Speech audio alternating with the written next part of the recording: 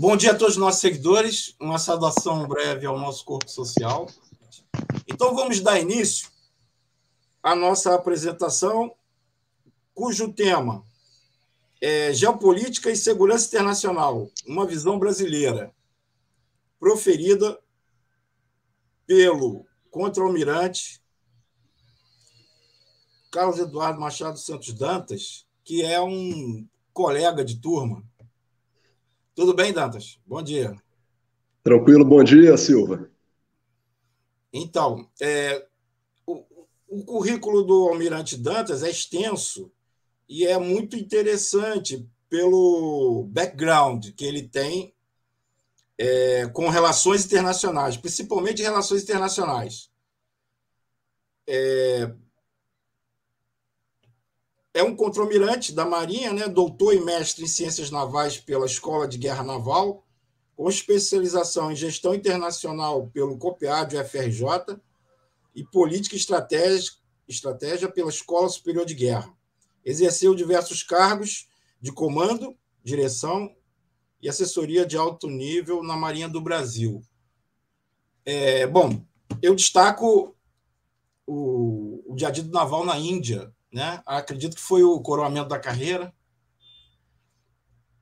E o Almirante Dantas, aí eu vou fazer um testemunho pessoal, porque a nossa amizade é muito antiga e eu vou me permitir isso. Tudo bem, Dantas? Então, o Almirante Dantas sempre foi um dos oficiais mais intelectualizados da turma, e ele tem um interesse muito especial por história, né? E agora ingressou no ramo da geopolítica, né? E da segurança internacional. Então é isso. Muito bem-vindo. Desejei ardentemente fazer esse webinário e você está com a palavra, caro almirante. Bom dia a todos. Eu pediria, por gentileza, se a transmissão não estiver boa, por favor, que nos informem. Eu já apresento as minhas desculpas pelo fato de estar com a voz um pouquinho prejudicada, porque, infelizmente, eu fui diagnosticado com Covid essa semana e estou fazendo aqui a minha transmissão de casa. E talvez a minha voz não esteja no tom ideal, mas eu vou fazer o possível para que a apresentação transcorra de uma maneira satisfatória para todos nós. Eu gostaria de, em primeiro lugar, agradecer à Liga da Defesa Nacional pelo convite para fazer essa apresentação. Essa apresentação é bem parecida com uma apresentação que eu fiz no último mês de setembro, no Encontro Nacional de Estudantes de Relações Internacionais, também tendo sido convidado pela Federação Nacional dos Estudantes de Relações Internacionais, e é uma satisfação muito grande poder abordar novamente esse assunto da geopolítica e da segurança internacional sob uma perspectiva brasileira, também na Liga da Defesa Nacional. Gostaria de agradecer ao professor Pedro Ernesto, ao meu caro colega de turma, o comandante Silva Garcia, pelo convite e pela oportunidade. Essa apresentação, ela tem foco, obviamente, numa visão geopolítica. Existem outras visões e outras formas de abordagem das relações internacionais.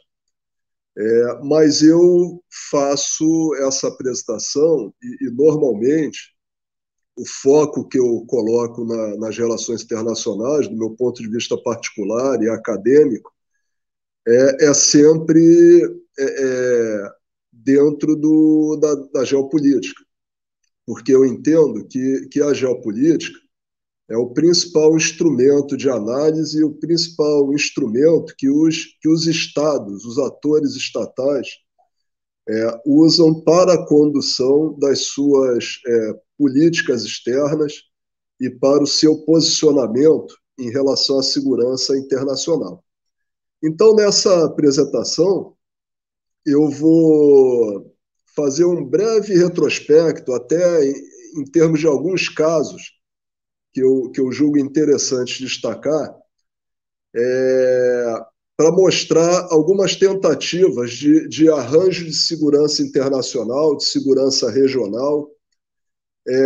Vou também abordar um pouquinho da contradição da construção da segurança internacional no mundo após a Segunda Guerra Mundial, pós 1945, em que houve uma tentativa de criação de um multilateralismo que já havia fracassado com a antiga Sociedade das Nações, após a Primeira Guerra Mundial, em 1919, e que esse mundo multilateral ele tem uma contradição que é justamente de que, apesar do idealismo envolvido tanto na criação da Liga das Nações como na criação da ONU, da Organização das Nações Unidas, no entanto, o arranjo de governança da segurança internacional ele foi baseado no realismo, né, no que a gente normalmente denomina da realpolitik, que é uma aplicação bruta, podemos dizer assim, da geopolítica ou dos conceitos e visões geopolíticas às relações internacionais.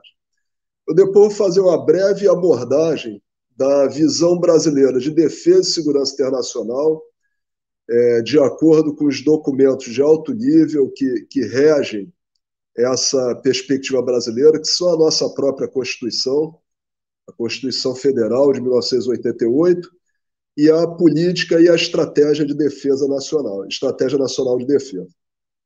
E também vou fazer, mais como uma provocação, no final dessa apresentação, alguns desafios que eu vejo, não só para o Brasil, como para o contexto de relações internacionais e de segurança internacional, nos próximos anos, né, nas próximas 2 décadas, podemos dizer assim, no contexto do globalismo, que nós vemos cada vez mais presente.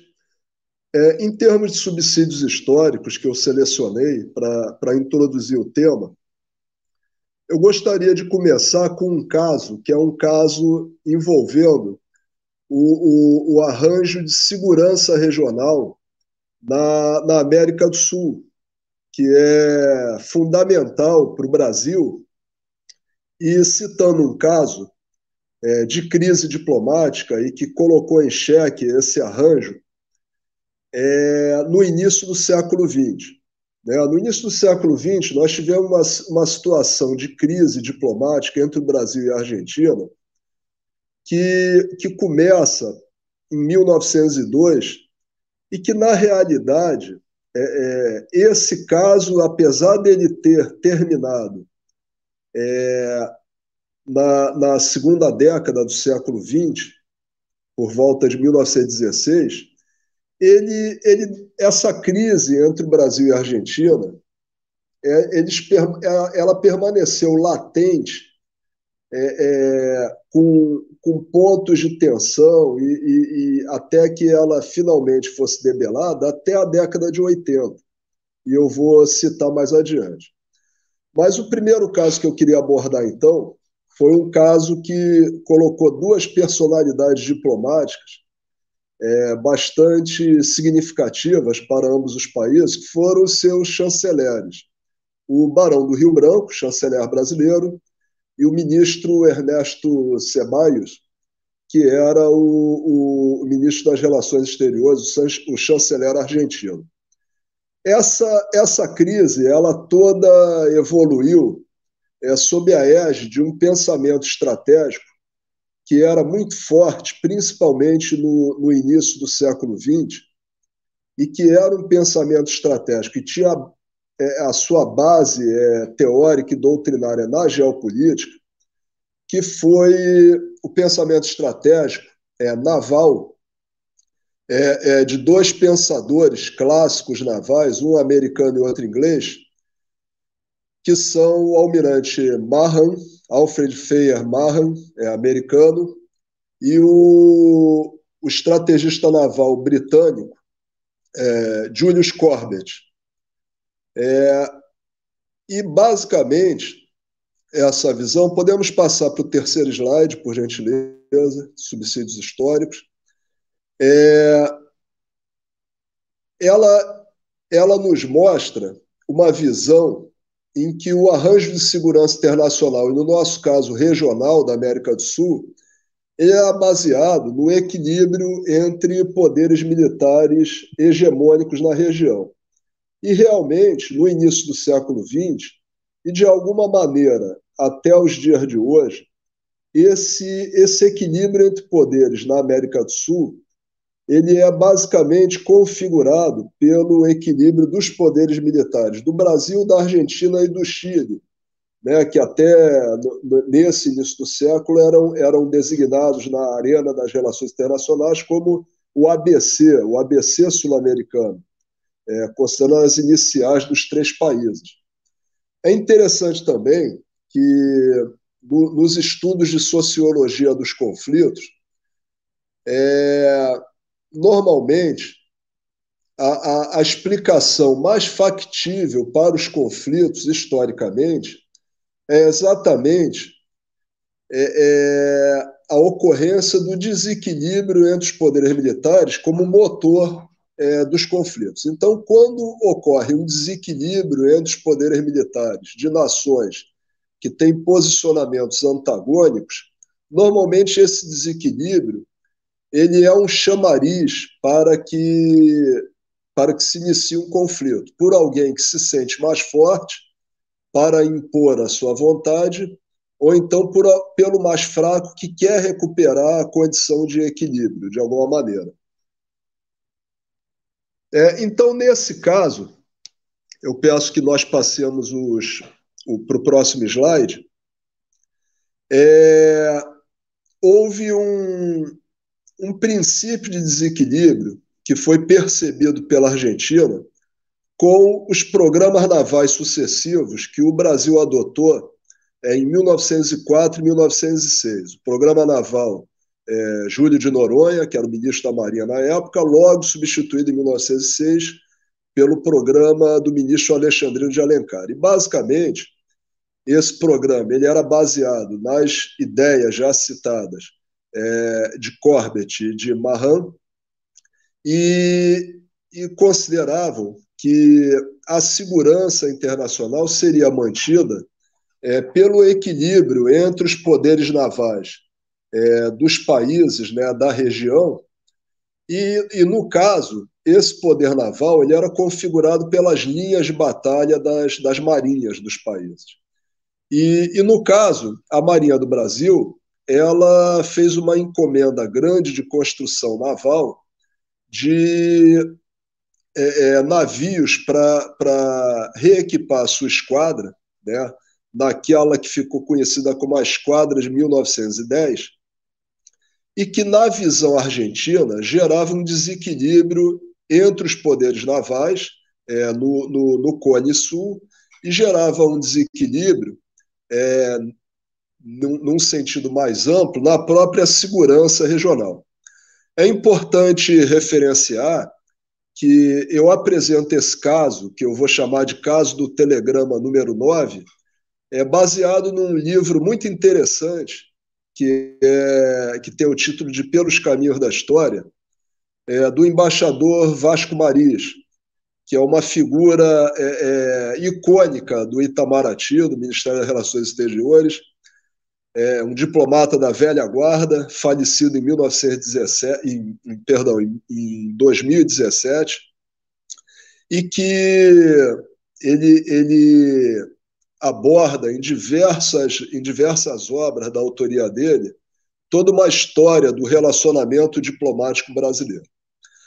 Mas o que ocorre, então, é que os dois principais navios que a Argentina julgava que desequilibravam o poder na América do Sul eram os encoraçados Minas Gerais e São Paulo, porque a Argentina afirmava que esses navios eles poderiam realizar um ataque à capital argentina, Buenos Aires, e também atacar a Marinha Argentina nos seus portos. Na realidade, isso era uma falácia, porque esses encouraçados eram navios muito grandes. Quando eles foram construídos, eram os navios mais poderosos do mundo, né? Mas a corrida naval que se seguiu logo fez com que eles perdessem essa condição, mas efetivamente, em 1909, quando eles foram entregues, o Minas Gerais e São Paulo eram os navios mais poderosos em uso em qualquer marinha no mundo. Só que eles não podiam se aproximar de Buenos Aires pelo Rio da Prata numa posição em que colocasse a capital argentina no alcance dos seus canhões. Mas o ministro Ceballos, ele apresentava essa falácia, porque, na realidade, ele tinha um outro interesse, que era o interesse de impedir que o Brasil recebesse esses navios e também de ganhar tempo até que a Marinha Argentina pudesse ter recursos para também construir navios desse mesmo porte, como veio a ocorrer no futuro. Então, efetivamente, no futuro, essa corrida naval entre os dois países e também o próprio Chile levou a que tanto a Argentina como o Chile construíssem navios até mais poderosos que o Minas Gerais e o São Paulo. E houve uma questão interessante, que foi uma falácia que foi publicada em jornal para acirrar a crise pelo ministro Zeballos, que foi o caso de um telegrama, denominado telegrama número 9, que seria um telegrama passado pelo Itamaraty para a nossa representação diplomática em Santiago do Chile, em que era citado um pressuposto plano para esse ataque da Marinha do Brasil à esquadra argentina e ataque do Brasil à capital argentina.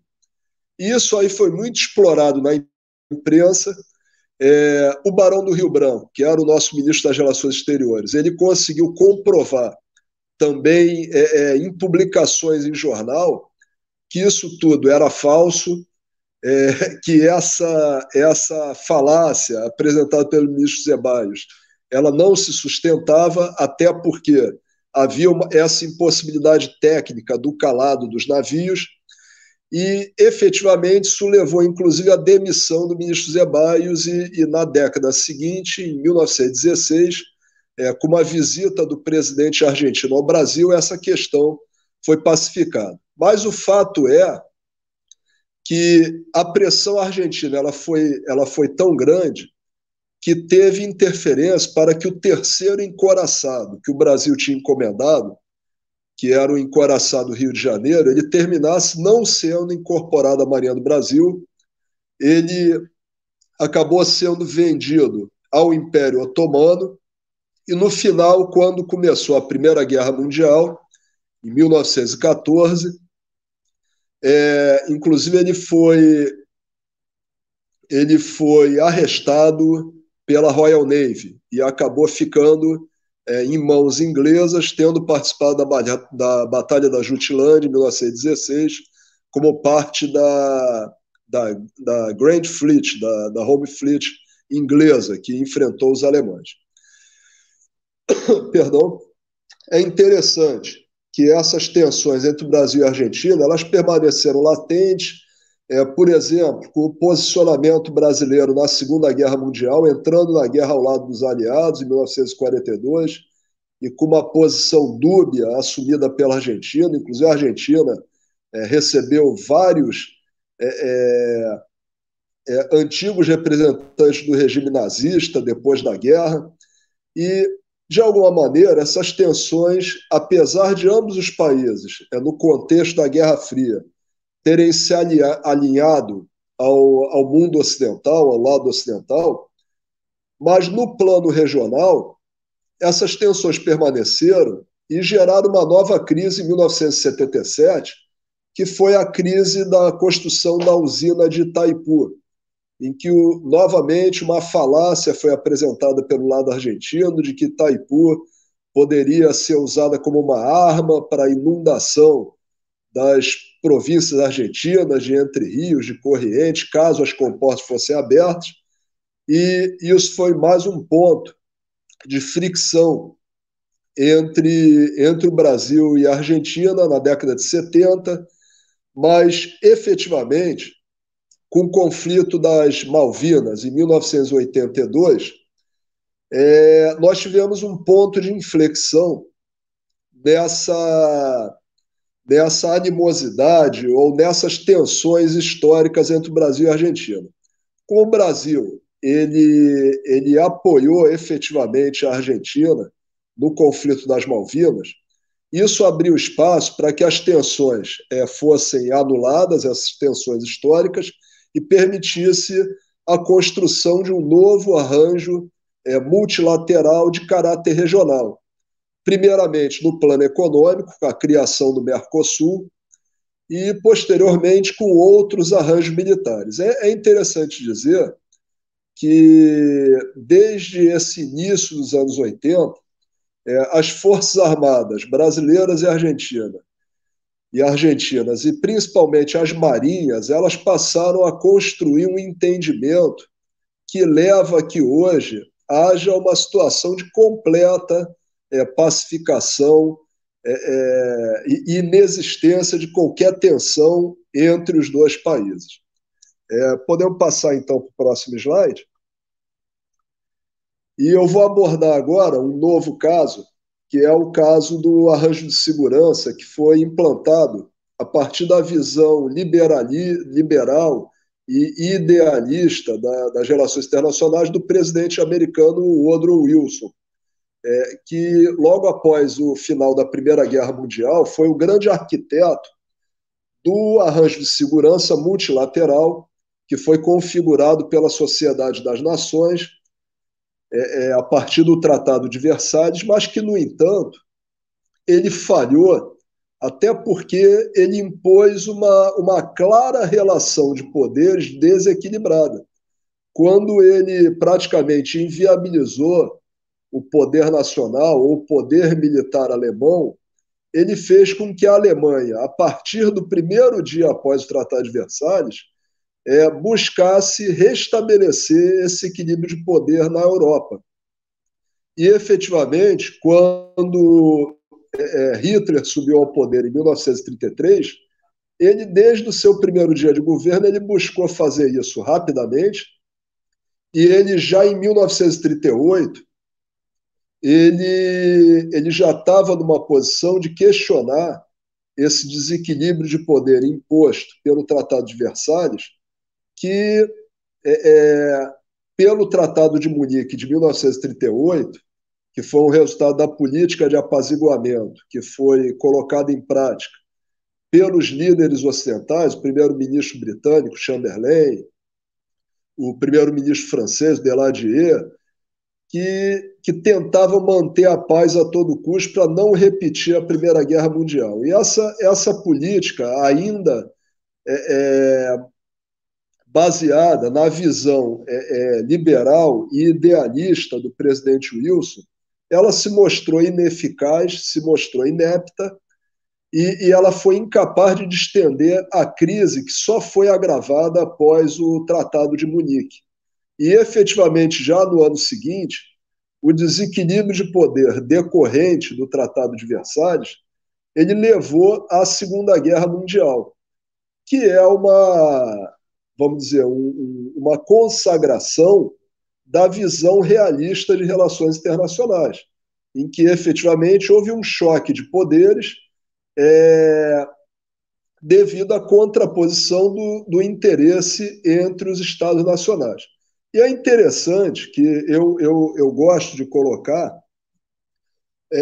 a raiz histórica dessa visão ainda no século XVII, quando efetivamente nós passamos a ter um sistema de segurança internacional, se é que se pode chamar assim, ou um arranjo das relações internacionais, foi baseado na Paz de Westfália, de 1648, onde, após a Guerra dos 30 anos, efetivamente, os atores estatais passaram a ser os grandes representantes desse cenário internacional baseado em equilíbrio de poder. Então, a partir do século XVII, o que a gente vê, e até os dias de hoje, é que, efetivamente, as relações internacionais elas são governadas por uma visão geopolítica, pelo realismo, por uma política, a realpolitik, internacional baseada no sentido de ser buscado esse equilíbrio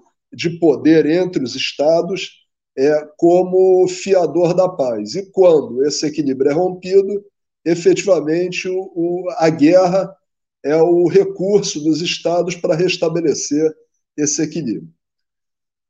A Segunda Guerra Mundial, perdão, ela representou, então, o choque entre concepções geopolíticas opostas, e aí nós podemos citar diversos teóricos da geopolítica, Mackinder, Haushofer, o próprio Karl Clausewitz, que, de alguma maneira, eles alimentaram o delineamento das políticas internacionais dos diversos estados envolvidos, seja a Alemanha, que tinha uma visão geopolítica mais terrestre, voltada para o controle do Heartland, da Europa central e também do centro da Eurásia, e isso fica claro com a invasão da União Soviética pela Alemanha e com a tentativa de controle, embora ele não tenha conseguido, era o que ele pretendia em termos geopolíticos, contraposta a uma visão de caráter mais marítimo das potências ocidentais, do Reino Unido, dos Estados Unidos, com o controle das fibras, com o controle das linhas de comunicação marítimas, das linhas do comércio internacional e dos pontos focais marítimos, e que também era a visão japonesa, né? Que o Japão ele pretendia isso num contexto mais restrito do Oceano Pacífico, enquanto que os Estados Unidos e o Reino Unido eles tinham uma visão um pouco mais global que o Japão. E, efetivamente, o desequilíbrio de poder que foi gerado com o fortalecimento e a ascensão da Alemanha e do Japão, e num plano secundário da Itália, que buscou ter também uma atuação mais no Mediterrâneo e na África, perdão, efetivamente levou ao grande conflito da Segunda Guerra Mundial, que, ao seu final, e eu peço a gentileza de passar para o próximo slide, marcou, perdão, marcou o advento de um novo arranjo de segurança que foi tentado a partir da Carta de São Francisco e da criação da Organização das Nações Unidas. Então, após as duas guerras mundiais, houve a construção, ou a tentativa de construção de um sistema internacional regulado consensualmente entre os Estados, por organismos internacionais com um maior poder de interferência nas relações entre os Estados, um poder muito maior que o da Sociedade das Nações, que foi a Organização das Nações Unidas, com a existência de um Conselho de Segurança com um poder muito maior de interferência nas relações internacionais e nas relações interestatais. Esse arranjo multilateral, na verdade, ele se mostrou contraditório, né, entre o que havia de direito, o que há de direito, porque isso ainda configura as relações internacionais até o dia de hoje, e o equilíbrio bipolar de poder que surgiu logo após a Segunda Guerra Mundial.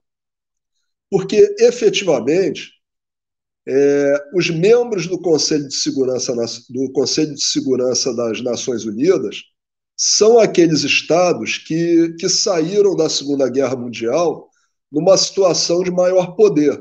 E, principalmente, logo nos primeiros anos da Guerra Fria, né, que se seguiu, a partir de 1948, mas que efetivamente já no final da Segunda Guerra ela começou a se configurar, mas o Conselho de Segurança ele é composto efetivamente pelos estados que tinham poder nuclear logo após a criação desse Conselho de Segurança.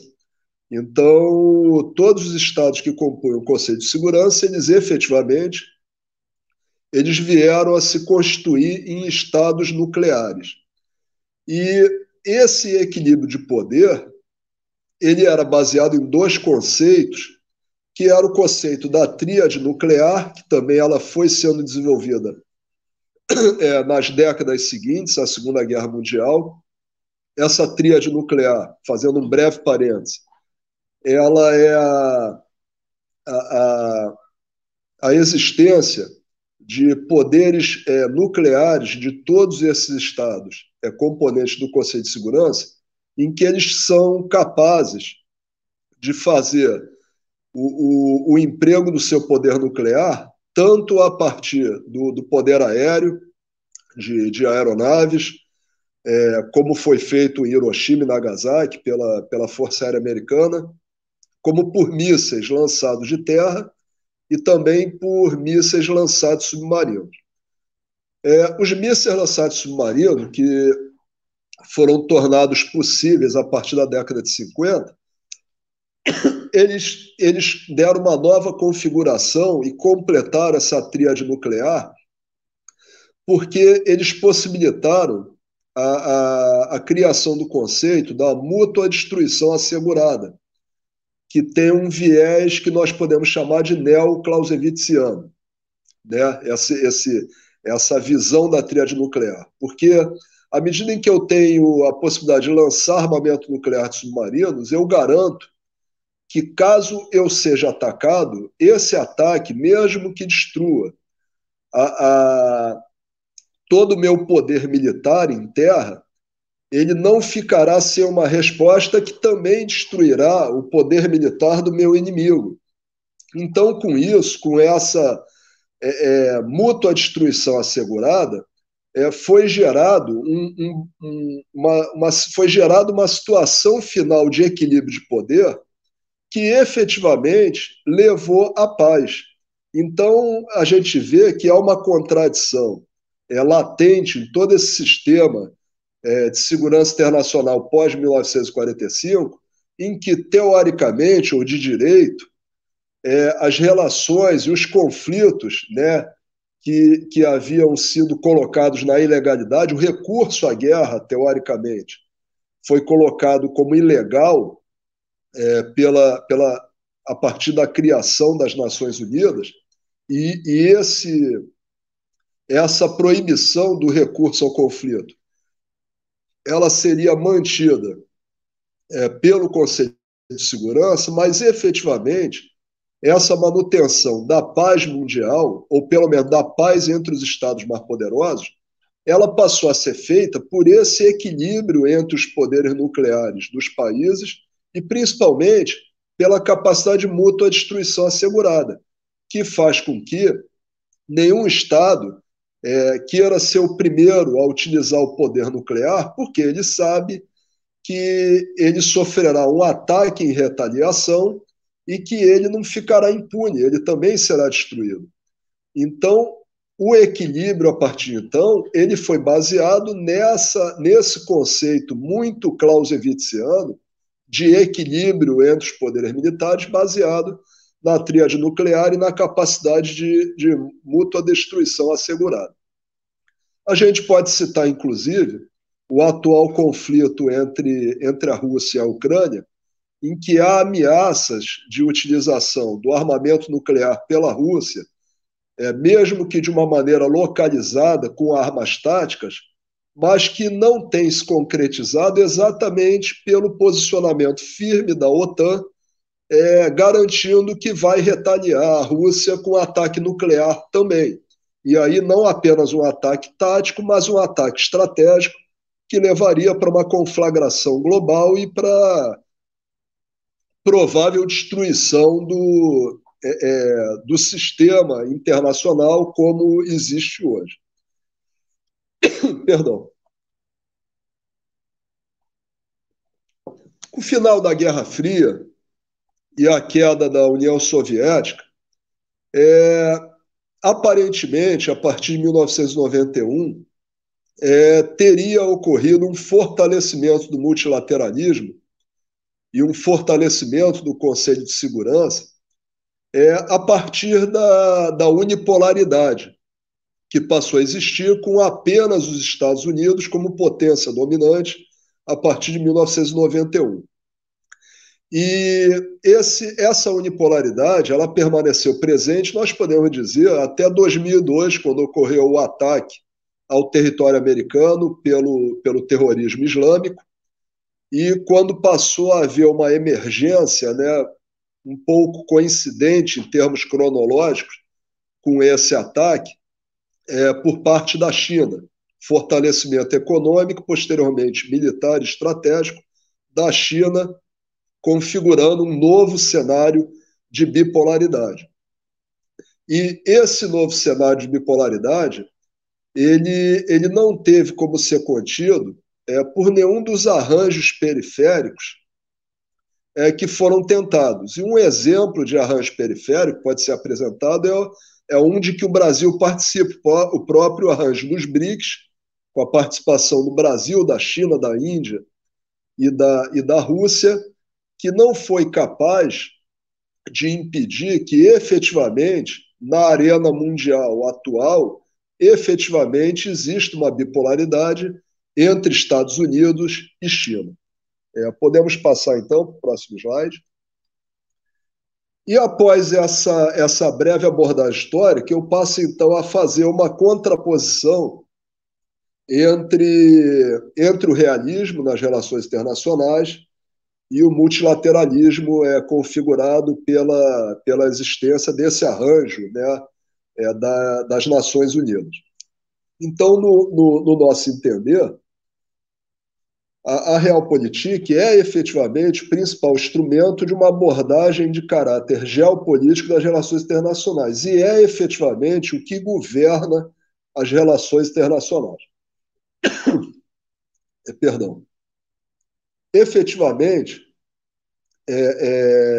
isso pode parecer paradoxal, porém, isso pode ser justificado pelas fricções que acontecem ao longo do tempo no equilíbrio de poder. E uma nós até já citamos, que foi o final da Guerra Fria, a partir da debacle da antiga União Soviética, que representou uma fricção nesse equilíbrio de poder e gerou uma situação de unipolaridade. Mas, efetivamente, com o ataque das Torres Gêmeas, foi mostrado que o próprio terrorismo internacional, nesse caso o terrorismo islâmico, ele era um novo ator desafiando essa unipolaridade e que tinha condições, inclusive, de realizar algo que nunca antes tinha sido feito, que foi um ataque ao território continental da maior potência, dos Estados Unidos. E isso representou uma quebra de paradigma e uma grande fricção no equilíbrio do sistema internacional. E a ascensão da China mostra que, efetivamente, o sistema, para que ele possa gerar uma existência pacífica entre os atores internacionais, ele depende sempre de um equilíbrio, né? E a unipolaridade ela é uma situação de desequilíbrio. Quando só existe um único país que tem condições de impor a sua vontade, e isso fica muito caracterizado nas duas guerras do Iraque, em que os Estados Unidos eles praticamente impuseram a sua vontade ao Conselho de Segurança, independente do poder de veto dos outros estados. Então, quando não existe esse equilíbrio, o sistema internacional ele fica muito carente de alguém que tenha condições de questionar uma potência única.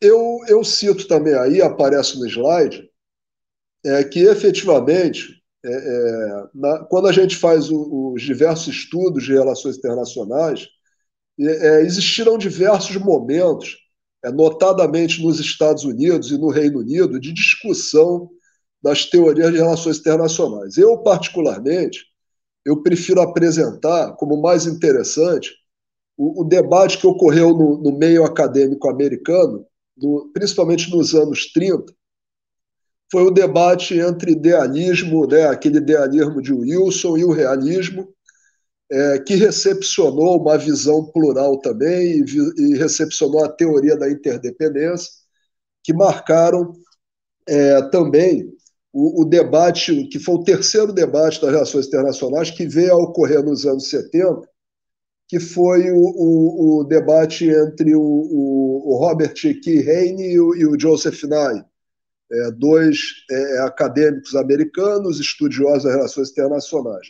Mas, efetivamente, na minha visão, o que nós vemos em termos de atuação dos Estados no contexto da segurança internacional é uma contraposição entre aqueles que são meros aplicadores do realismo, com algumas visões teóricas e alguma tintura de idealismo, mas muito mais usado para justificar ações que são baseadas nos objetivos geopolíticos dos países. E aí eu abro mais um parêntese, que é em relação à política dos Estados Unidos, em que a gente vê que, independente do revezamento no poder do Partido Democrata e do Partido Republicano, os Estados Unidos normalmente têm uma coerência imensa na condução da sua política internacional de acordo com os seus objetivos geopolíticos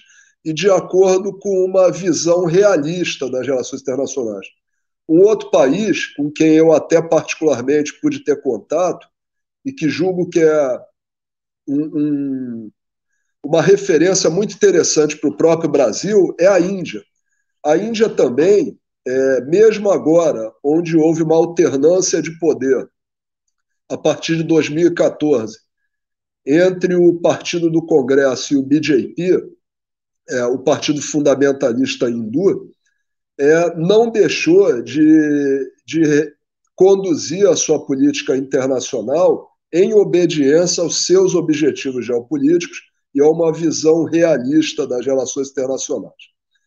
Então, eu gostaria de frisar que, nesse contexto, o multilateralismo ele aparece muito mais como um modus operandi do idealismo, que foi corroborado por essas teorias dos anos 70, mas também como algo que é muito explorado, notadamente pelos membros do Conselho de Segurança, como formas de imposição da sua visão realista. Então, aí há essa questão um pouco paradoxal.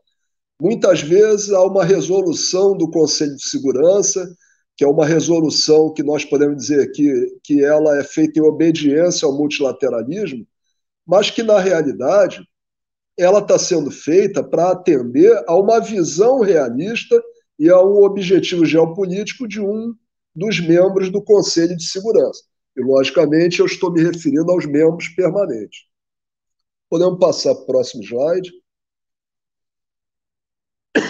Perdão. Eu volto a pedir as minhas desculpas pela situação aqui da minha voz, mas é o Covid. Se Deus quiser, sábado eu estou liberado. Mas eu passo agora, já me aproximando do final dessa apresentação, apresentar um pouquinho da visão brasileira de defesa e segurança internacional. Como eu já citei no início da apresentação, ela tem como documentos condicionantes de mais alto nível a nossa Constituição, a Política Nacional de Defesa, a Estratégia Nacional de Defesa. E antes que faça uma pergunta que é muito corrente, né, e muito atual, de que se eu veria alguma mudança imediata na nossa condução dessa visão de defesa e segurança internacional pelo resultado das eleições de domingo passado, eu diria que não, porque os dois principais documentos, a Política Nacional e a Estratégia Nacional de Defesa, eles foram efetivamente gerados e aperfeiçoados durante governos do atual vencedor das eleições. Então, de alguma maneira foram mantidos. Houve algumas modificações durante o governo Bolsonaro, em termos de atuação internacional do Brasil, de alinhamentos, mas efetivamente, em termos de política e estratégia de defesa, os documentos continuam os mesmos, que foram gerados na primeira década do século XXI. E a nossa Constituição é de 1988 e se mantém até agora. Então, efetivamente, eu não vejo imediatamente uma mudança desses condicionantes à nossa visão de defesa e segurança internacional. E os princípios dessa visão brasileira, e que são princípios que consagram uma visão gerada principalmente no meio diplomático brasileiro, e nós regressamos ao Barão do Rio Branco e aos principais pensadores da diplomacia brasileira, são, em primeiro lugar, um respeito absoluto do Brasil ao princípio de autodeterminação dos povos. O outro princípio basilar que se segue à autodeterminação dos povos é o respeito à soberania nacional. E mais adiante eu vou citar que um desafio que nós temos essa visão brasileira é a emergência de uma visão globalista que está buscando relativizar essa soberania nacional. E o terceiro princípio basilar da visão brasileira é aquele da solução pacífica dos conflitos. E o recurso à solução bélica apenas em último caso, principalmente para a defesa da soberania e para a garantia da integridade territorial do país. Então, o Brasil sempre foi um ator que, nas relações internacionais, buscou apoiar esse arranjo gerado em 1945, 46, das Nações Unidas com o Conselho de Segurança, e isso é demonstrado pela participação brasileira em diversas operações de paz, pelo apoio diplomático brasileiro e atuação diplomática em suporte às decisões do Conselho de Segurança.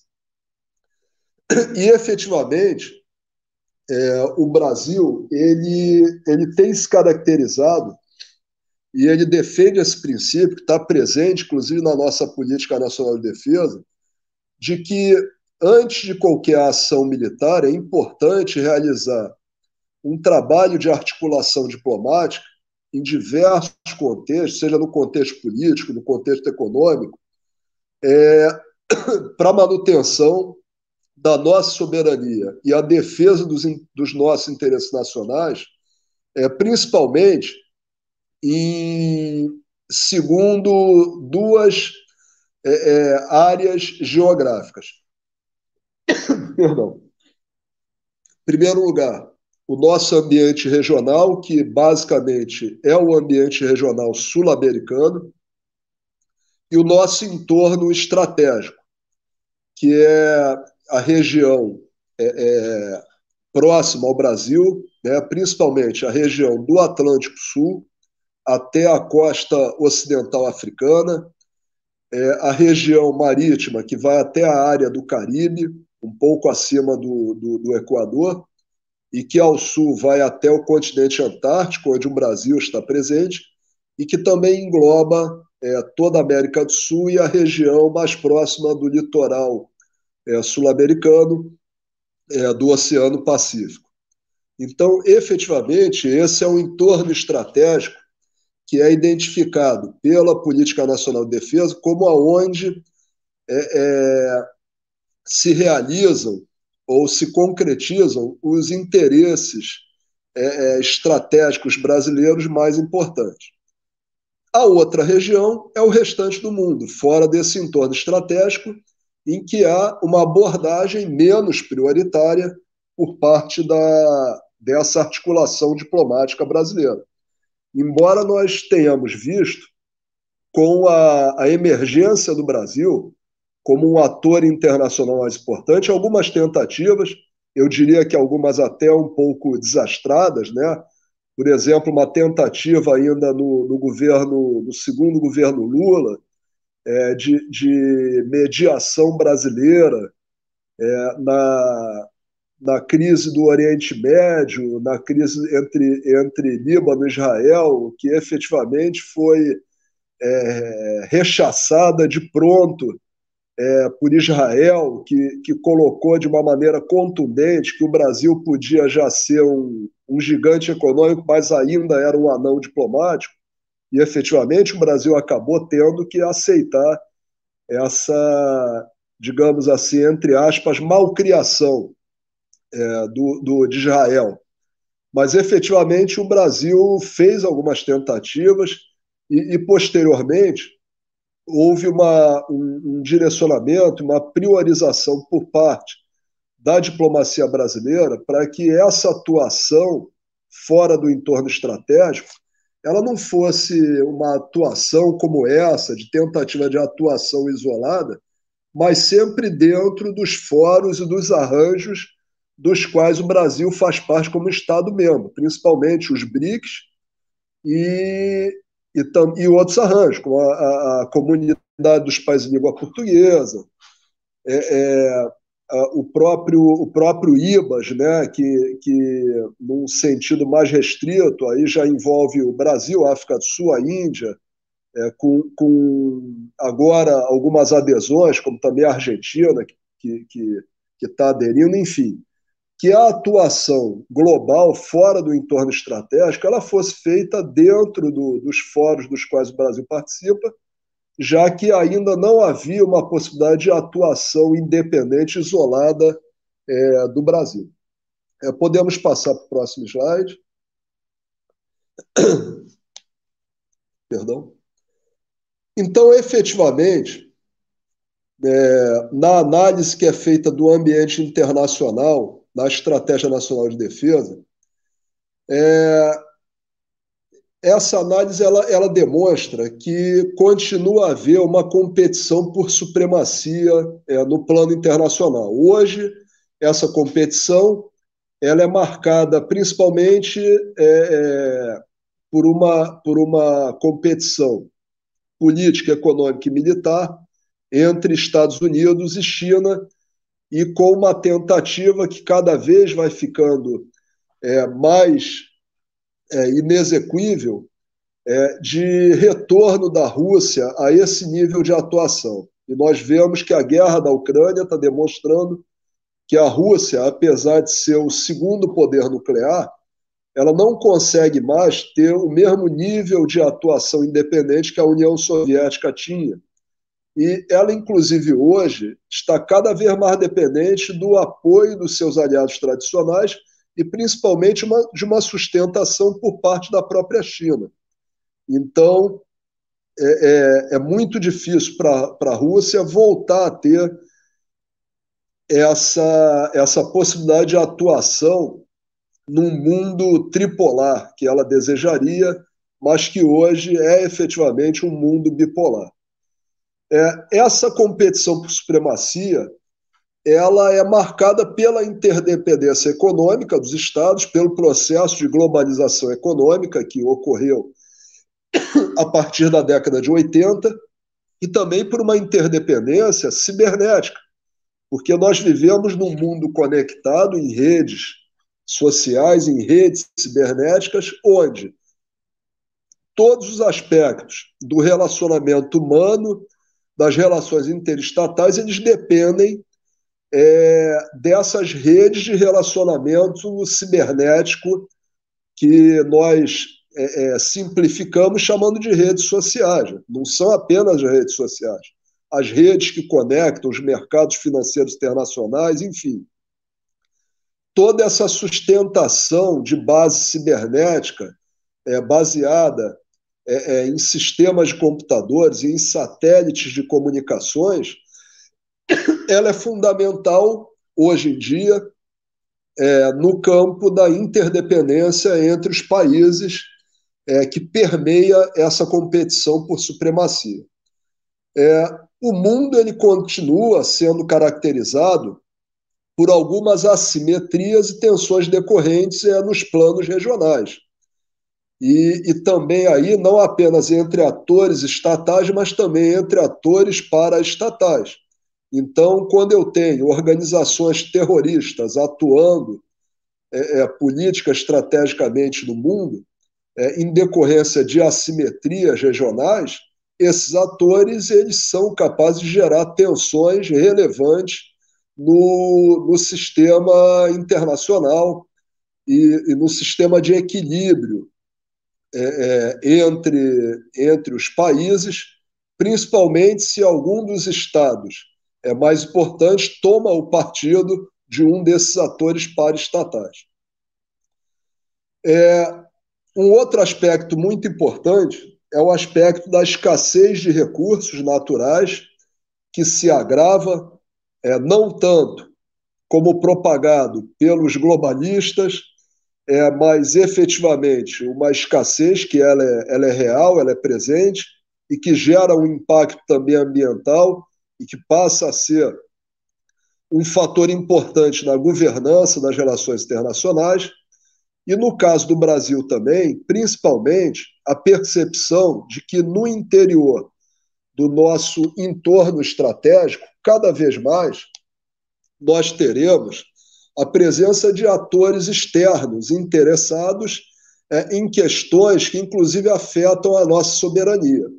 Então, nós podemos citar, por exemplo, o interesse internacional na floresta amazônica, na Amazônia, que em maior parte é brasileira, é território nacional, com uma tentativa de alguns líderes, como, por exemplo, o primeiro-ministro canadense, Justin Trudeau, o presidente Macron da França, e o próprio antigo vice-presidente americano, Al Gore, que foi talvez quem primeiro comentou isso de uma maneira explícita no campo internacional, mas que mostra uma visão de que a questão ambiental ela poderia se sobrepor à soberania estatal e gerar uma relativização dessa soberania, o que de todo é inaceitável pelo Brasil. Isso demonstra que nós cada vez mais teremos a presença de atores exógenos, atores externos dentro do nosso entorno estratégico. Isso gera uma imensa responsabilidade para o sistema de defesa brasileiro. Esse sistema de defesa ele tem alguns parâmetros que são previstos na política e na estratégia nacional de defesa. Em primeiro lugar, que nós devemos incrementar a nossa cooperação militar, principalmente com os países do entorno estratégico, de maneira a gerar confiança mútua e gerar um fortalecimento regional a partir da paz regional. Então, como eu demonstrei no início, isso foi efetivamente construído com a Argentina, que era a principal nação que tinha alguns pontos de fricção com o Brasil no campo regional. Um outro fundamento dessa visão brasileira é a participação em operações de paz e humanitárias, em que o Brasil apoia aquela visão idealista, aquele arranjo multilateral baseado na Organização das Nações Unidas, ou seja, aquela visão mais legal do que a visão de fato, em que também, com essa participação, nós temos uma ação, até certo ponto, dissuasória, demonstrando a capacidade do poder militar brasileiro. E, por último, a defesa da nossa soberania baseada nos pilares da concepção política de defesa que está expressa na Política Nacional de Defesa. Com 3 pilares que são desenvolvimento nacional, notadamente desenvolvimento econômico, como base para a existência de uma indústria autóctone de defesa, com tecnologia nacional ou com absorção de tecnologia de ponta de outros países.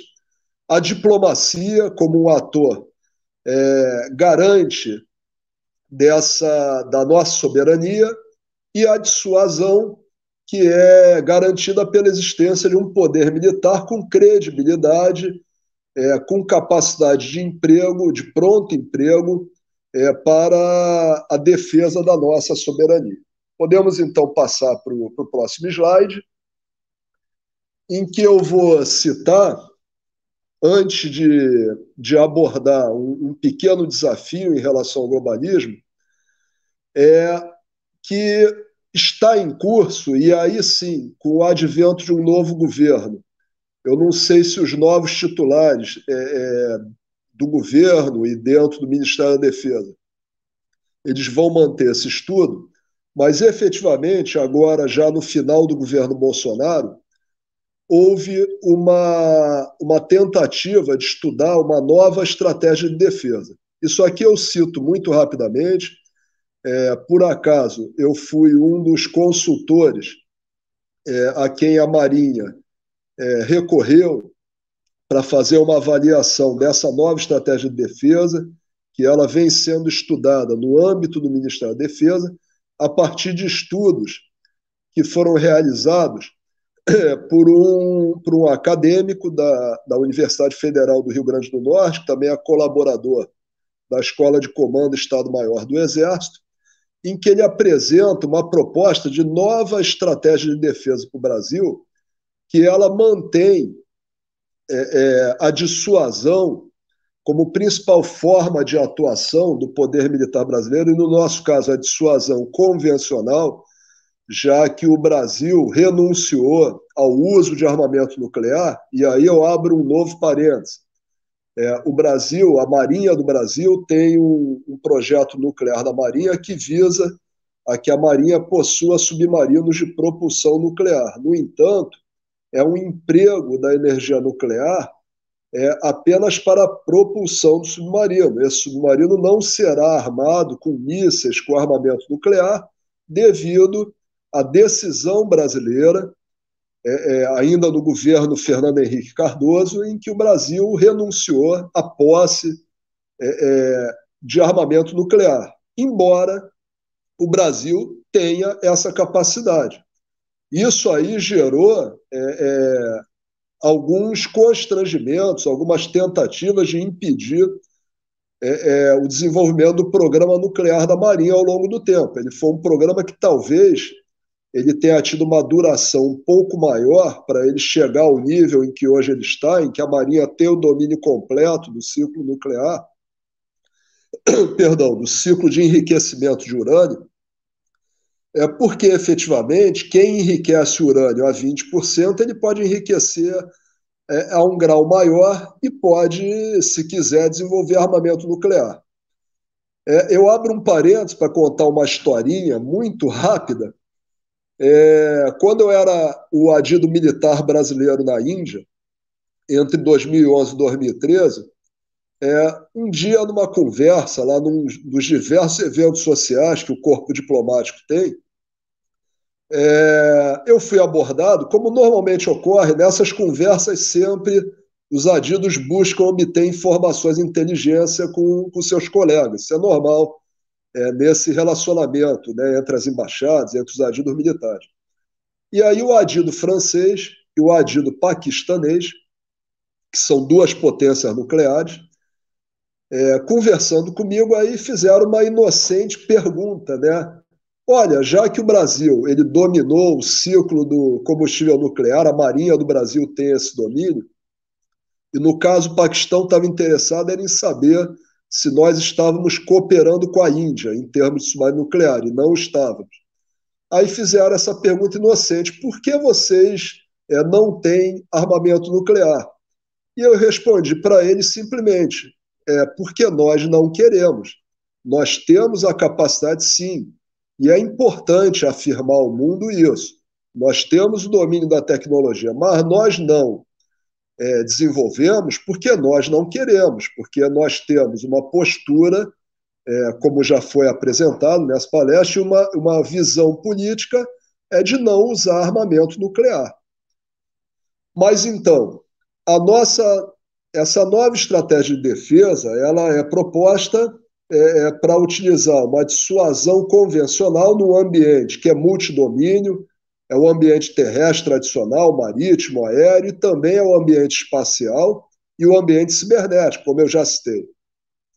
E essa estratégia é baseada em negar o acesso ou negar a atuação de atores externos ao nosso entorno estratégico e, caso eles consigam, negar que eles possam, de uma maneira eficaz, afetar a nossa soberania de dentro do nosso entorno estratégico.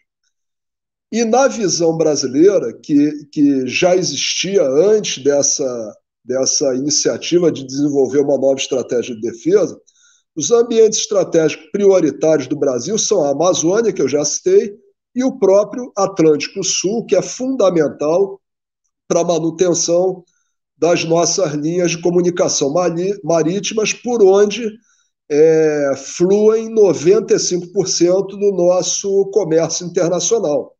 Então, o Atlântico Sul é básico para a sobrevivência da economia brasileira. E é interessante também citar que nesse estudo dessa nova estratégia de defesa, foi feita por esse acadêmico uma análise comparada de 3 estratégias de defesa: a chinesa, a russa e a iraniana, de maneira a obter subsídios que fossem interessantes para esse desenvolvimento de uma nova estratégia de defesa brasileira. Então, diferentemente de estudos anteriores, de décadas passadas, em que o pensamento estratégico brasileiro ele foi muito marcado por uma visão ocidental ou de países ocidentais, hoje está se buscando subsídio na estratégia chinesa, na estratégia russa e na estratégia iraniana. E aí é interessante fazer uma provocação, que a gente vê que isso foi iniciado num governo que, teoricamente, tinha uma postura internacional contrária à China, à Rússia e ao Irã. E agora nós vamos entrar num governo que tem uma visão diferente e que, nos governos anteriores, quando o presidente Lula era o presidente, se caracterizava por um alinhamento internacional maior, tanto com a China como com a Rússia, principalmente dentro dos BRICS, também com o Irã. O presidente Lula, inclusive, gostava de dizer que era amigo do Ahmadinejad, do líder iraniano, do antigo presidente do Irã.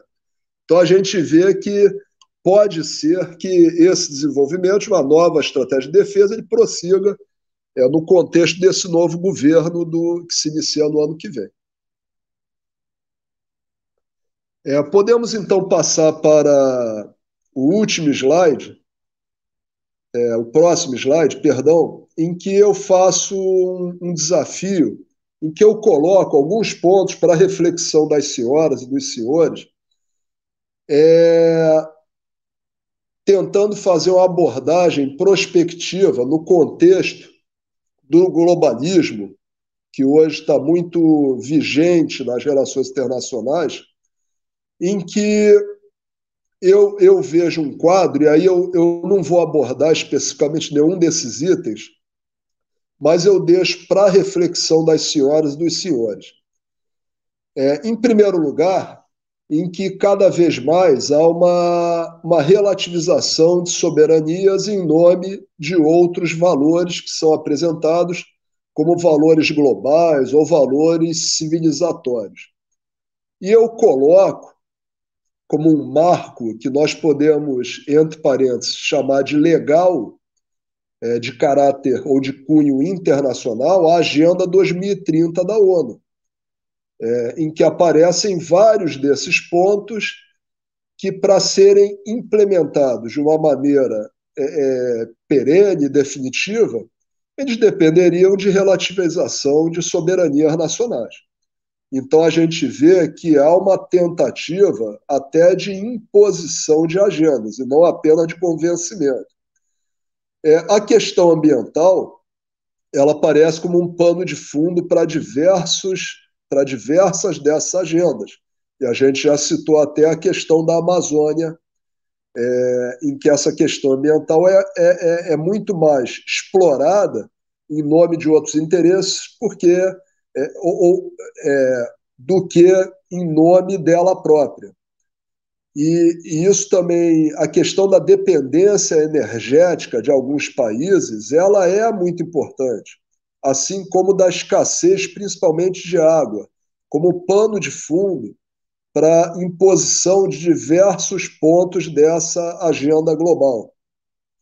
Nós temos um quadro também em que há uma possibilidade, uma maior virulência das crises econômicas, e a gente já vê isso no cenário pós-pandemia do Covid. As crises internacionais, a volatilidade das economias nacionais, ela me parece que cresceu nesse cenário atual. O domínio cibernético e das redes sociais ele é prevalente para todas as outras questões. Hoje, em questão de minutos, é possível anular a possibilidade de atuação de um poder militar, perdão, e também anular sistemas financeiros inteiros por ataques cibernéticos. Então, a questão da defesa cibernética, ela talvez seja a mais fundamental quando se estuda uma estratégia nacional de defesa. Há também uma tendência que seria uma quebra histórica daquele paradigma que foi gerado a partir de Westfália, em 1648, de substituição dos atores estatais em novos arranjos de segurança, em que outros atores têm uma posição mais proeminente do que os estatais. Nós vemos hoje que há uma influência muito maior dos detentores do capital internacional. Então, os grandes bilionários internacionais eles têm uma capacidade de atuação muito maior do que tinham no passado e de efetivamente terem a capacidade de agirem internacionalmente com muito maior peso até do que os atores estatais. Isso representa uma quebra de paradigma. Também a cooptação de estruturas de poder nacionais por esses atores. Então, um bilionário internacional ele tem condições de cooptar toda uma estrutura de poder nacional, membros do poder judiciário, do poder legislativo, do próprio executivo em todos os países que sejam simpáticos às causas que eles propõem e que passem a agir de acordo com a orientação desses novos atores.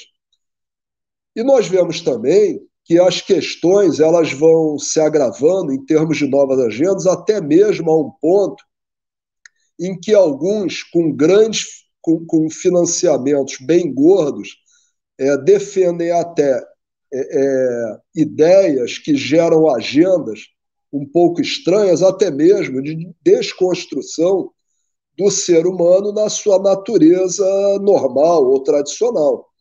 Nós vemos isso com uma série de arranjos, como a ideologia de gênero, o transhumanismo, a manipulação genética, que efetivamente podem representar um desafio, inclusive no campo da segurança e das relações internacionais. Podemos, então, passar para o próximo slide. Eu agradeço, então, a atenção de todos.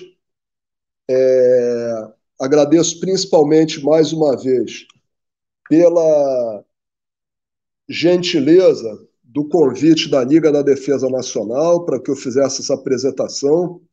Agradeço mais uma vez ao professor Pedro Ernesto, ao meu amigo de turma de tantos anos, Marco Antônio da Silva Garcia, e a todos os demais membros da Liga da Defesa Nacional, aqueles que tiveram a paciência de assistir a essa apresentação de um palestrante que está um pouco prejudicado pela Covid, e dizer que, obviamente, o assunto não se esgota, também não se esgotará na fase de debate, mas que eu me coloco à disposição por esse endereço de e-mail que aparece na tela em que qualquer contribuição, dúvida, sugestão ou qualquer questão levantada para um debate será muito bem acolhida, já que eu me dedico sempre ao estudo desse tema e, de vez em quando, acabo sendo consultado, né, como colaborador do Centro de Estudos Políticos e Estratégicos da Marinha,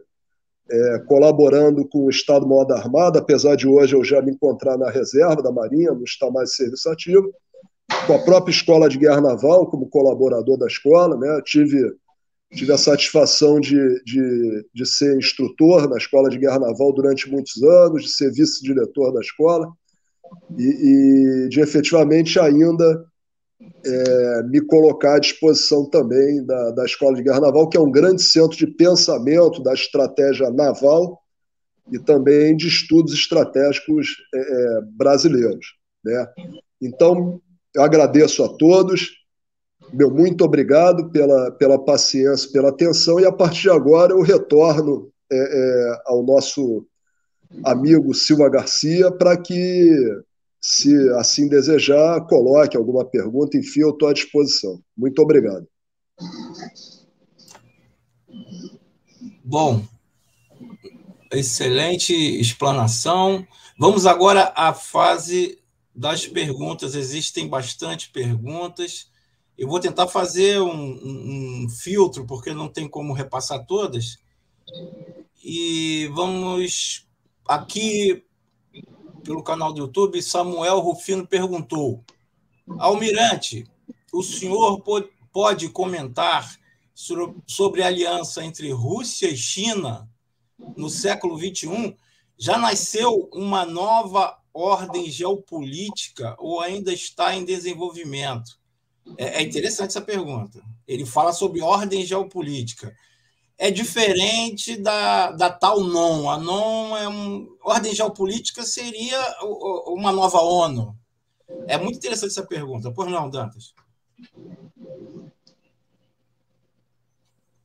Pois não. Pois não, perfeito. Obrigado pela pergunta. Essa pergunta é muito interessante. Eu abordei muito en passant essa questão de uma nova aliança entre a Rússia e a China. Me parece que essa aliança ela é muito óbvia, porque há uma convergência de alguns dos interesses, embora não todos, entre a Rússia e a China. É óbvio que há um interesse da Rússia e da China no enfraquecimento dos Estados Unidos e no enfraquecimento da OTAN. Também é muito óbvio, para mim, pelo menos, que isso não será feito por um arranjo como os BRICS, por exemplo. Os BRICS são uma tentativa que eu acho que me parece que está um pouco superada. Ela é muito mais interessante para o Brasil e para a Índia do que para a China e para a Rússia. A China e a Rússia efetivamente têm essa convergência de interesses, principalmente, como eu já citei, para o enfraquecimento dos Estados Unidos e para o enfraquecimento da Aliança Ocidental, da OTAN, para o enfraquecimento também da União Europeia no plano econômico, que de alguma maneira, em alguma medida, é interessante para a China, embora isso não seja uma verdade absoluta, porque hoje, em grande parte, muitos dos recursos dos países europeus eles estão na mão de investidores chineses, de investidores russos e de investidores de países árabes também, devido a essa volatilidade do controle do sistema financeiro internacional que surgiu a partir da globalização, nos anos 80. Mas, de qualquer maneira, em termos geopolíticos, caso esse enfraquecimento ocidental ele seja atingido, no final, caso a Rússia ela conseguisse fortalecer durante esse processo, efetivamente ela entraria em conflito com a China. E aí, na minha visão, nós teríamos uma nova bipolaridade. Me parece que esse é um cenário pouco provável. Eu acho que o que vai ocorrer é que a Rússia vai se enfraquecer cada vez mais, até por conta das suas contradições políticas internas, e quem vai efetivamente se fortalecer é a China, e que a Rússia ela vai acabar adquirindo uma posição que para ela é indesejável de um auxiliar da potência chinesa. Aí isso gera algumas outras fricções. Por exemplo, a Índia é um ator importante na Ásia. E a Índia ela é uma tradicional aliada da Rússia. Ela sempre foi muito apoiada pela Rússia. Mas, efetivamente, a Índia é um adversário da China. Os dois grandes inimigos da Índia são o Paquistão e a China. Então, efetivamente, isso já tem gerado, desde a época que eu estava lá na Índia, em 2011, 2012, uma atração da Índia para o lado ocidental. Em 2012, houve um processo muito claro de aproximação entre a Índia e os Estados Unidos, inclusive no campo militar. E a Índia, ela, de alguma maneira, ela não cortou os seus laços com a Rússia, que ainda são importantes, mas a aproximação entre Rússia e China gera uma fricção entre, entre a Índia e a Rússia. E também mostra que uma tendência dos BRICS nas políticas externas dos países que compõem os BRICS, ela acaba sendo uma obra de ficção, porque os interesses geopolíticos, os objetivos geopolíticos dos países dos BRICS, eles são conflitantes entre si. Então, é muito mais provável um alinhamento entre Rússia e China, por necessidade, num primeiro momento, do que entre os 4 BRICS. Então, eu acredito que dessa maneira eu tenha respondido a pergunta. Sim, também, eu não creio na geração, na criação de um novo organismo que substitua a ONU.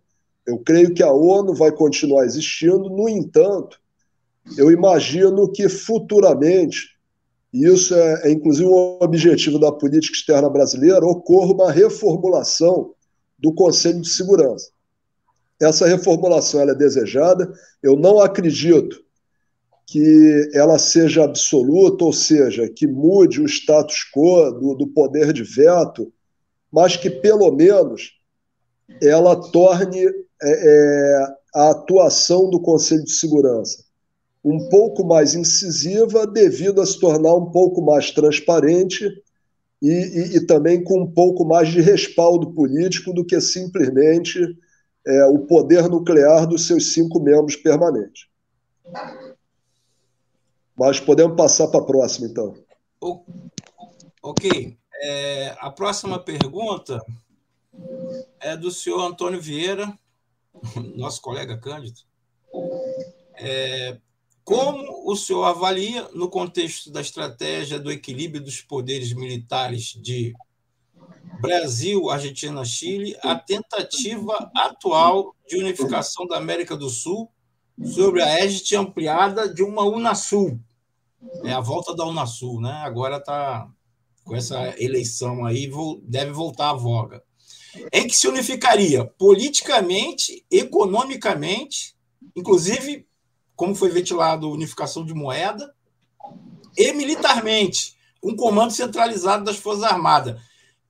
Existe um ambiente político e propício para esse negócio? Como é que o senhor avalia? Obrigado pela pergunta também do meu mais um amigo de turma, o Cândido.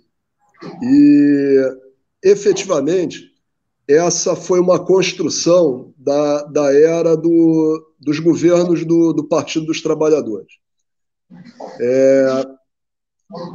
Principalmente, não só por uma visão do próprio ministro Celso Amorim, que foi ministro das Relações Exteriores e ministro da Defesa, mas mesmo uma visão da diplomacia brasileira e até mesmo uma visão de alguns estrategistas militares brasileiros que viam na construção e fortalecimento de um arranjo de segurança sul-americano é um fortalecimento da defesa das soberanias nacionais desses países. E esse processo eu coloco historicamente, no caso do Brasil, na década de 70, com uma política que foi a política do pragmatismo responsável, que ela começou ainda no governo Médici e, principalmente, ela foi colocada em prática no governo Geisel, e que levou, inclusive, a um ponto de inflexão, que foi a denúncia do Acordo de Cooperação Militar entre Brasil e Estados Unidos em 1977, no governo Geisel. Então, efetivamente, o Brasil, a partir daí, passou a buscar seguir um caminho mais independente, e isso aí era mais independente da Aliança Ocidental, e isso aí era visto como algo que dependia de um fortalecimento das relações entre os países sul-americanos com a criação de arranjos econômicos e de segurança no contexto regional. E isso era baseado, inclusive, em pensadores militares, como é o caso do almirante Vidigal, que foi talvez o grande pensador estratégico naval brasileiro, ali nos anos 70, do almirante Mário César Flores, até foi ministro da Marinha na década de 90, e pensadores militares também do Exército, general Meira Matos, o general Golbery, a Terezinha de Castro, diversos pensadores que entenderam que o caminho para essa independência e para essa possibilidade do Brasil ter uma atuação mais incisiva e independente nas relações internacionais passava por esse arranjo sul-americano. Então, nesse processo, que de alguma maneira foi repriorizado durante o governo Bolsonaro, mas que, na verdade, ele não foi de todo abandonado. Eu vejo como muito provável que, nesse próximo governo, se volte a uma tentativa de fortalecimento e até de concretização, que efetivamente a Unasul, o Conselho de Defesa Sul-Americano, eles, na primeira década e até o final do governo da Dilma Rousseff, efetivamente, eles estavam sendo construídos, mas não chegaram a ser implantados de fato.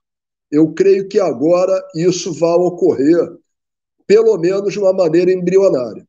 É óbvio que as visões, né, das pessoas envolvidas na defesa do Brasil não são coincidentes, existem resistências, tem gente que não vai concordar com isso, e obviamente deverá haver um debate. Eu não creio que haja uma simples imposição de uma visão ou de uma vontade política, mas eu creio que efetivamente vai ocorrer um aprofundamento desse processo e algumas medidas nesse sentido sejam concretizadas no próximo governo. Podemos passar, então, para a próxima?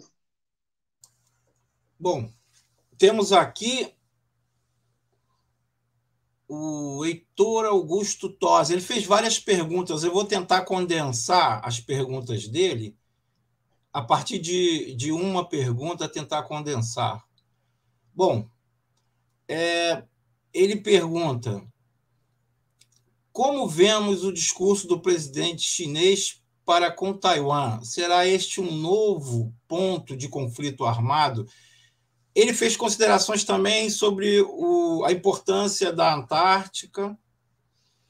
E agora nós estamos vendo aí também o surgimento das questões ligadas ao Ártico. Mas dentro da Estratégia Nacional de Defesa, aquela delimitação ali coloca a Antártica como ponto de interesse estratégico, mas essas regiões, como ele falou aqui, o conflito de Taiwan, a questão do Ártico, como isso seria tratado por uma política, por uma estratégia nacional que não contempla isso? Eu acho que essas perguntas dele devem remeter a essa questão. Perfeito. Perfeito, obrigado pela pergunta, é muito interessante. Realmente, a Antártica, sim, a Antártica é identificada, né? Quando me referi ao entorno estratégico brasileiro, eu dizia que a Antártica é uma região estratégica de interesse brasileiro. O Brasil está presente na Antártica desde 1982. O Brasil é membro do Tratado Antártico.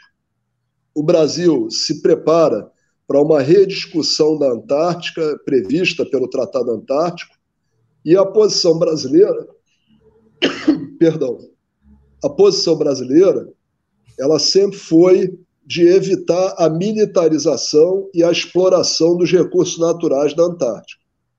Só que nós sabemos que como vai ocorrer essa rediscussão do que fazer em termos globais com o continente antártico, o Brasil ele se posicionou na Antártica, a Marinha participou muito disso, junto com outras entidades, principalmente científicas brasileiras, de maneira a que nós teremos condições de participar dessa discussão. Eu não sei se, em vista da escassez de recursos, não haja uma redefinição da proibição da exploração econômica da Antártica. Até porque uma outra possibilidade, que seria a exploração dos fundos marinhos, que foi prevista na Convenção das Nações Unidas para o Direito do Mar, que é a Convenção da Jamaica, de 1982, do qual o Brasil também é parte, essa previsão ela não se concretizou até hoje, não houve um desenvolvimento eficaz e efetivo de tecnologia que leve à exploração dos fundos marinhos. Pode ser até que nos próximos anos ocorra, mas não é a realidade ainda, ou de uma maneira viável economicamente. Então, talvez a alternativa fosse a Antártica, e nós vemos que há uma escassez efetiva de recursos naturais em outras regiões. Por outro lado, também há a questão ambiental. A Antártica, de alguma maneira, ela é um fiador do equilíbrio ambiental do planeta. Então, todas essas questões estarão presentes nessa rediscussão do Tratado Antártico. E o importante é que o Brasil ele mantém a Antártica como parte do seu entorno estratégico e tem uma atuação estratégica no campo científico e também não deixa de ter no campo militar, pela presença da Marinha na Antártica, de maneira a poder participar, tendo algum peso nessa rediscussão. Quanto à questão do discurso do presidente chinês em relação a Taiwan, Taiwan é um objetivo nacional permanente da China. A China jamais reconheceu a independência de Taiwan. Taiwan, para a China, é uma província chinesa. É óbvio que é um ponto de fricção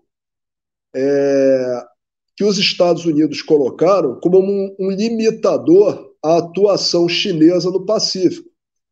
E é daqueles pontos que são inegociáveis para os Estados Unidos, até porque Taiwan, de alguma maneira, coloca a China numa coleira estratégica por parte dos Estados Unidos e permite manter o arranjo de defesa de países que são importantes para os Estados Unidos, como, por exemplo, o Japão e a Coreia do Sul.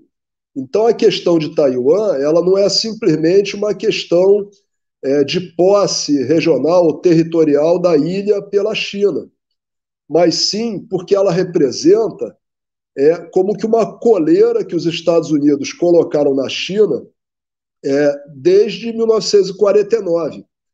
Então, para a China, é importante se libertar dessa presença ocidental e dessa existência de Taiwan como um país independente.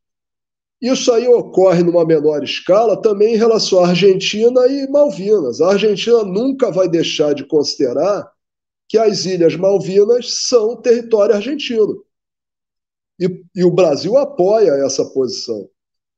Mas O problema é que no campo das relações internacionais, no campo do equilíbrio de poder, não se tornou viável. E eu não creio que se torne viável para a China, a não ser que exista um outro ponto de negociação que seja muito fulcral para os Estados Unidos e que permita trocar Taiwan por esse outro ponto. Eu não vejo, pelo menos nos próximos anos, nenhuma possibilidade de a China tomar posse de Taiwan novamente. Eu creio que isso aí seria um ponto de início de conflito entre a China e os Estados Unidos. A gente já vê o agravamento de tensões pela competição natural, e eu só creio que isso ocorreria no contexto de um início de conflito, ou então no contexto de a China considerar que houve um enfraquecimento tão grande dos Estados Unidos, embora o poder nuclear não permita chegar a essa conclusão, mas que teria havido um enfraquecimento tão grande dos Estados Unidos que permitiria lançar um desafio como esse e invadir Taiwan para gerar um fato consumado. Mas eu não creio nessa possibilidade. Em relação à questão do Ártico, o Ártico tem uma importância estratégica enorme, principalmente devido ao terceiro componente da tríade estratégica nuclear, que são os submarinos. Tanto os submarinos americanos como os submarinos russos, eles trafegam, né, eles transitam pelo Ártico, porque é a rota mais curta para se posicionarem para realizar o ataque de resposta que permite a mútua destruição assegurada. Então, o Ártico ele é uma região importante em termos navais, para a presença principalmente de submarinos. E também é uma região que, em algumas épocas do ano, ela tem suas linhas de comunicação marítimas, perdão, que são importantes também, e isso foi demonstrado historicamente na Segunda Guerra Mundial, com os comboios que os Estados Unidos, a aliança os países aliados, mantiveram para alimentar a União Soviética no conflito com a Alemanha. O Ártico foi muito utilizado. Os comboios do Ártico praticamente salvaram a União Soviética e permitiram que ela resistisse até poder inverter a maré da guerra em 1943, 44. Então, efetivamente, o Ártico sempre será uma região em disputa, apesar de ser uma região internacionalizada, em termos, né, da Convenção do Direito do Mar, mas ela é uma região onde, estrategicamente, operam Rússia e Estados Unidos. A China não está presente lá, porque a China, pelo menos até onde é conhecido, ela fez uma opção por atuar em direção ao Ocidente. A Marinha Chinesa e o poder marítimo chinês também, eles vieram paulatinamente, à medida que se fortaleceram, caminhando em direção ao Ocidente. Então, eles começaram a atuar no Oceano Índico, depois no Mar da Arábia, e hoje já atuam no Atlântico Sul, como já atuavam no Pacífico. Eu não creio que a China, até porque não tem tanto interesse assim para ela, que ela passe a atuar no Ártico. O Ártico é efetivamente um oceano americano e russo e, de uma maneira secundária, britânico também. Podemos passar para a próxima, se Bom, ainda houver? Pelo adiantado da hora, nós vamos ter que encerrar a fase de perguntas. Ainda existem muitas perguntas. Eu pediria que, por exemplo, a Aline Martins, a Luma Constante, enviassem pelo e-mail, que está lá exposto no último slide, as perguntas que o Almirante Dantas vai ter o maior prazer em responder via e-mail. Então, prezado Almirante, agora nós precisamos fazer as considerações finais, antes da palavra do presidente da Liga, que está ali aguardando. Ok, eu mais uma vez agradeço a presença, a paciência e a atenção de todos, principalmente agradeço o convite da Liga da Defesa Nacional O meu amigo Marco Antônio da Silva Garcia sabe que no ano passado nós conversamos bastante sobre algumas propostas para a Liga, que é uma instituição historicamente presente no contexto da defesa nacional desde 1916 e que eu creio que nas últimas décadas teve a sua importância um pouco subestimada e que pode ter um papel muito importante como um fórum de discussão, um fórum para a evolução de um pensamento voltado para a defesa nacional e de um pensamento em favor do nosso país.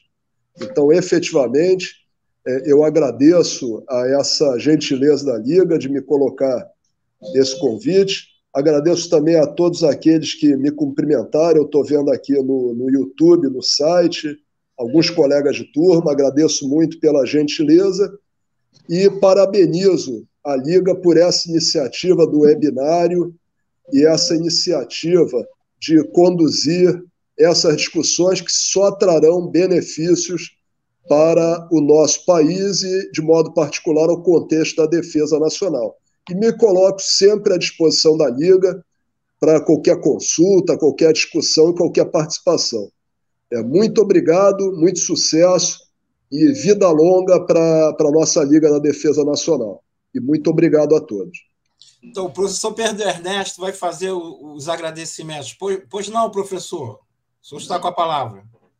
Almirante Dantas, eu agradeço a sua preciosa colaboração ao nos apresentar o tema a geopolítica das relações internacionais. A Liga da Defesa Nacional se sente muito honrada em tê-lo como um dos nossos colaboradores, participantes, e mesmo estando com Covid, não deixou de nos brindar com a sua palestra. Espero que em breve esteja recuperado e possa estar no dia 25 de novembro, quando realizaremos um evento comemorativo dos 200 anos da nossa esquadra, possa estar presente na associação comercial onde ocorrerá este evento. A sua exposição demonstrou a importância da nossa Marinha, que é reconhecida internacionalmente como uma das mais destacadas e mais poderosas mesmo do mundo. Portanto, renovo os agradecimentos em nome de todos nós da Liga e espero que em breve esteja plenamente recuperado. Bom, encerrando o nosso evento, nós pediríamos a todos os internautas que acompanhassem a nossa programação através dos links que estão aí na descrição, Facebook, Instagram. A Liga ela se reestruturou na questão da internet e nós vamos trazer muitos eventos iguais a esse. Eu peço também que o Almirante, no futuro, venha apresentar outros temas de relações internacionais, que é uma coisa muito apreciada. E eu agradeço por mais esse evento e muito obrigado a todos vocês e se liga na Liga. É um lema nosso, né? Muito obrigado.